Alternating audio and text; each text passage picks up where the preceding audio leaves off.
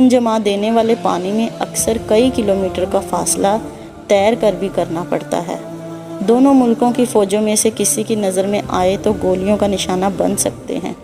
اگر پانی اور گولی دونوں سے بچ گئے اور یونان کے کسی سرحدی قصبے میں پہنچنے میں کامیاب ہو گئے تو آگے پھر کنٹینر یا چھوٹی گاڑیوں میں بٹھا کر اوپر سامان لوڈ کر دیا جاتا ہے۔ پھر بھی زندگی باقی رہی تو ایتھنز پہنچ جاتے ہیں۔ انسانی اسمگلنگ کے ایجنٹوں کا گڑھ گجرات کے تحصیل لالہ موسیٰ میں ہے، جہاں سے یہ سارے نیٹ ورک آپریٹ کیے جاتے ہیں۔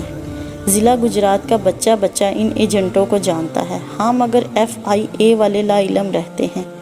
کیوں؟ واللہ علم۔ سانحۂ تربت کے بعد آنکھیں کھولنے والی حکومت اور دوسرے ادارے اس وقت بھنگ پی کر سوئے ہوتے ہیں جب یہ انسانی اسمگلر کھلے عام یہ کام کر رہے ہوتے ہیں۔ یہ ایجنٹ لوگوں کو یورپ کے سہانے خواب دکھاتے ہیں اور